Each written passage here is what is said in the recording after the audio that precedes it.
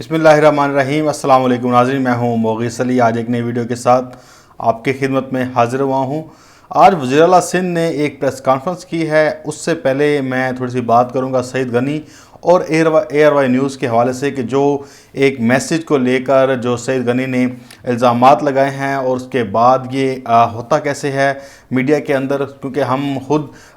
इसको अच्छी तरह से जानते हैं कि ये मैसेज क्यों भेजे जाते हैं। तो इसके ऊपर थोड़ी सी बात कर लेते हैं। पहले मैं बात कर लेता हूँ कि जो मैसेज होता है, जो एक असाइनमेंट होती है जो अपने रिपोर्टर्स को ये तमाम जो चीज़ें हैं वो वक्तन और फ़क्तन लेती रहती है। जैसे कि जब कोरोना वायरस शुरू होने लगा तो बहुत से चैनल्स ने उस वक्त भी मंगवा लिए गए थे। तमाम जो पाकिस्तान के तमाम जो अजला हैं, तमाम तहसीलें हैं, वहाँ से भी डाटा कलेक्ट कर लिया गया था। वहाँ पे पता कर लिया, सिर्फ सिंध नहीं पूरे पाकिस्तान से पता कर लिया गया था कि यहाँ पर कितने कितने बेड्स हैं, डॉक्टर्स हैं। ये एक रूटीन का काम होता है, क्योंकि जो लोग न्यूज़ रूम में बैठे होते हैं उनका यही काम होता है कि वो असाइनमेंट्स दे रहे होते हैं मुख्तलिफ़ किस्म की। जैसे ही कोई जैसे ये टिड्डी दिल आया, ये इसका जो हमला हुआ था, फसलें तबाह हुई थी, इस हवाले से भी काश्तकारों के मसाइल के हवाले से कितने वहाँ पर ज़मीनें हैं, कितनी काश्त की हुई हैं, ये सब कुछ एक रूटीन मैटर होता है और उसी हवाले से ही चल रहा होता है। और अपने जो रिपोर्टर्स हैं उनको असाइनमेंट दी जाती हैं कि आप ये आपके असाइनमेंट है, ये हमें डाटा दे दें ताकि हमारे पास मौजूद हो और जब वक्त आए तो हम इसको प्रॉपर यूज़ कर लें। और ये एक ऐसी है जैसे हर ऑर्गेनाइजेशन अपनी फील्ड से मुतल्लिक़ काम कर रही होती है। इस तरह से मीडिया के जो असाइनमेंट्स हैं वो जो असाइनमेंट दे रहे होते हैं वो अपनी तमाम चीज़ें एक ऑर्गेनाइजेशन के तौर पर काम कर रही होती हैं कि यार हमें अगर कोई मसला हो जाता है इस जगह पर तो हमें पता हो कि यहाँ पे क्या क्या डाटा है, तो उससे वक्त से पहले ये चीज़ें मंगवा ली जाती हैं। लेकिन सईद गनी साहब क्योंकि वो मिनिस्टर हैं वहाँ के, और वहाँ के जो रिपोर्टर हैं ARY न्यूज़ के, जो उन तक मैसेज पहुँचा, ज़ाहिर बात है वो ग्रुप से ही गया होगा, कोई उनका दोस्त होगा, कोई ज़ाहिर बात है कि हर किसी के ताल्लुकात होते हैं। तो रिपोर्टर के पीपल्स पार्टी के साथ अच्छे ताल्लुकात होंगे और उन्होंने क्या किया होगा कि उसने अपने नंबर खड़े करने के लिए सईद गनी या वहाँ के कमिश्नर को या किसी को भी भेज दिया होगा कि यार ये स्क्रीनशॉट है, ये हमें आया है, हमें कहा जा रहा है कि आप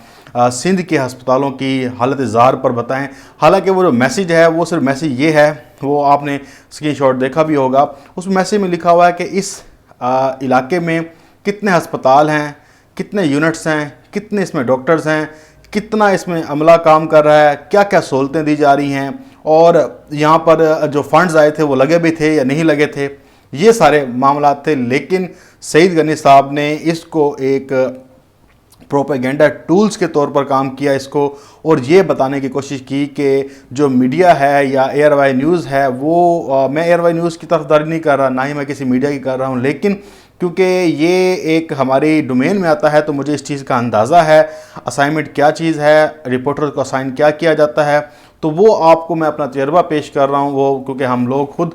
इसी ऑर्गेनाइजेशन में काम करें तो हम खुद असाइनमेंट्स लगाते हैं रिपोर्टर्स की और उनसे डाटा कलेक्ट करते हैं। तो ये सारा मेरे नॉलेज में है, मुझे पता है कि किस तरह से हम वर्क लेते हैं, किस तरह से हम डाटा कलेक्ट करते हैं। तो उसको क्या किया उन्होंने, प्रोपेगेंडा टूल्स के तौर पर इस्तेमाल किया और ये तासुर देने की कोशिश की कि जो मीडिया में करप्शन की रिपोर्ट्स आ रही हैं या जो वेंटिलेटर की वजह से डॉक्टर्स की मौत हो रही हैं वो कुछ भी नहीं है, ये सिर्फ प्रोपेगेंडा किया जा रहा है। लेकिन ऐसा हकीकत से इसका दूर ताल्लुक नहीं है। और सईद गनी साहब ने सिंध हुकूमत को बचाने के लिए ये एक प्रोपेगेंडा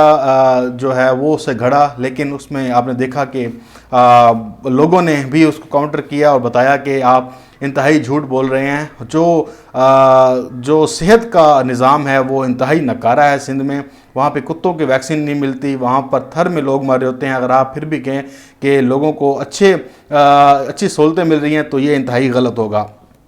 अब आ जाते हैं वज़ीर आला सिंध के जो आज प्रेस कॉन्फ्रेंस थी। उन्होंने तो एक तो घुटने टेके हैं, जो वो लंबी लंबी मार रहे होते थे और लंबी लंबी कहानियाँ गढ़ रहे होते थे। आज उन्होंने कहा कि वफाक के फ़ैसलों पर मनो-अन अमल किया जाएगा। हालांकि जितने भी वफाक ने फ़ैसले किए हैं पहले सिंध गवर्नमेंट वैसे की वैसे ही इसके ऊपर अमल करती रही है। वो सिर्फ एक मीडिया में आकर तासुर देने की ये कोशिश करते थे कि हम मुकम्मल लॉकडाउन कर रहे हैं, लेकिन सिंध के अंदर 1% भी लॉकडाउन नहीं हुआ। ये कराची में सबसे ज़्यादा केसेस आ रहे हैं, सिंध में केसेस ज़्यादा आ रहे हैं। टेस्टिंग की जो इनका तरीक़ाकार है वो बहुत कम है। और जो सिंध गवर्नमेंट है वो ये बताने की कोशिश कर रही थी کہ وفاق سے زیادہ جو اقدامات ہیں وہ سندھ گورنمنٹ اچھی کر رہی ہے، لیکن آج جو سی ایم سندھ نے پریس کانفرنس کی ہے اس میں انہوں نے تمام جو معاملات ہیں وہ کہا ہے کہ منو ان ہم تسلیم کریں گے وفاق کے، لیکن ایک ساتھ میں منافقت بھی کر گئے اور کہا کہ ہم تو کہتے رہے کہ لاک ڈاؤن میں نرمی نہ کی جائے لیکن یہ وفاق نرمی کر رہا ہے، لیکن یہ ہے فلان ہے، اور پھر بھی ہم ان کی بات مان رہے ہیں۔ یہ وہ منافقت ہے جو ہم آپ کے سامنے لے کر آتے رہتے ہیں کہ انہوں نے خود ہی 81 انڈسٹریز ہیں جو سندھ کی ان کو کھولنے کی اجازت دی، جو وفاق نے کہا یا جو وفاق نے ابھی کہا بھی نہیں تو انہوں نے پہلے سے ہی انڈسٹری کھولنے کی تیاریاں کر لی تھیں، وہ کھول دیں، وہ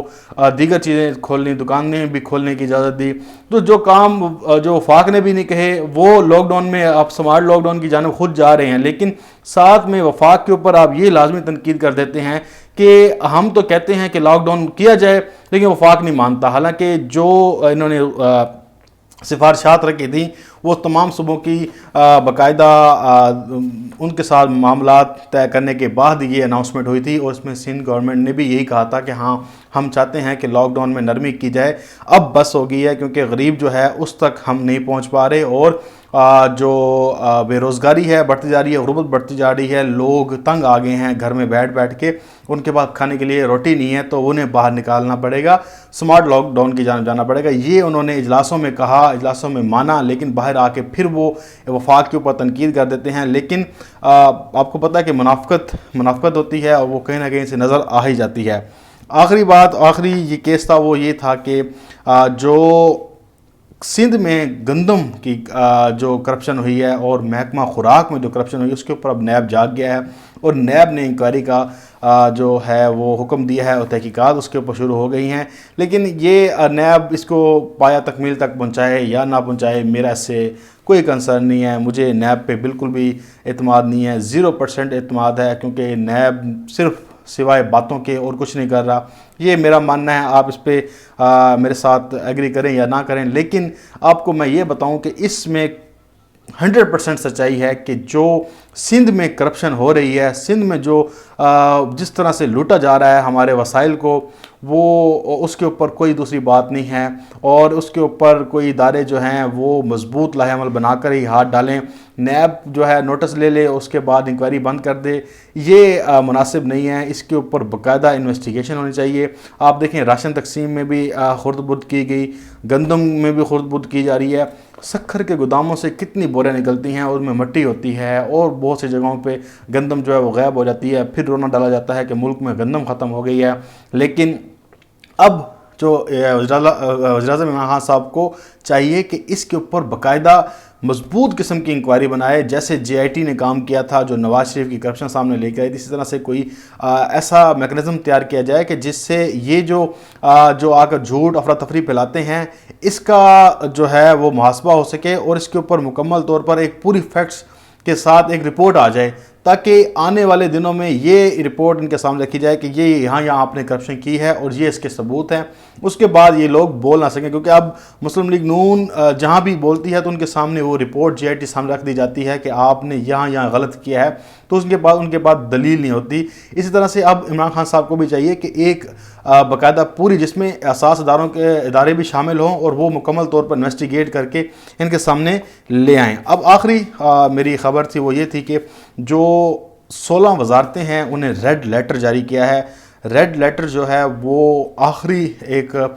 حد ہوتی ہے کسی بھی جو پرائم منسٹر آفس ہے، پرائم منسٹر آفس کی، تو انہوں نے ریڈ لیٹر جاری کیا ہے۔ ریڈ لیٹر جو جاری کیا ہے وہ 16 وزارتوں کو کیا ہے، اور ان وزارتوں نے جو کابینہ کے 8 فیصلے تھے ان میں سے 5 جو ہے وہ بالکل بھی نہیں مانے، اور اس کے اوپر بھی ابھی عمل نہیں کیا، تو اس والے سے ان سے جواب طلبی کی ہے۔ ان میں کچھ جو میں بتا دوں کہ بھرتیوں کے حوالے سے بھی تھی کام، اور دیگر معاملات بھی تھے، لیکن جو یہ ریڈ لیٹر جاری کرنے کا مقصد ہے،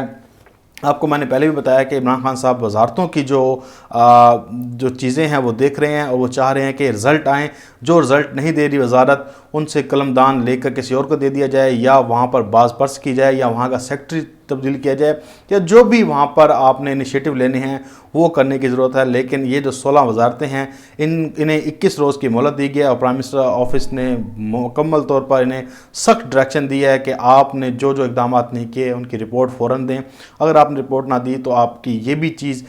رپورٹ میں شامل کر کے وزیراعظم کو دی جائے گی، اور اس کے بعد وزیراعظم جو ہیں وہ ایکشن لیں گے۔ لیکن یہ جو ریڈ لیٹر جاری ہوا ہے بہت اچھا اقدام ہے۔ وزارتوں سے پوچھ گچھ ہونی چاہیے کہ وہ کیا کام کر رہی ہیں، کیا نہیں کر رہی، اور جو کام نہیں کر رہا انہیں بالکل نکال باہر کر دینا چاہیے۔ مجھے دیں اجازت، انشاءاللہ آپ سے پھر ایک نئی ویڈیو میں ملاقات ہوگی۔ اللہ حافظ۔ پاکستان زندہ باد۔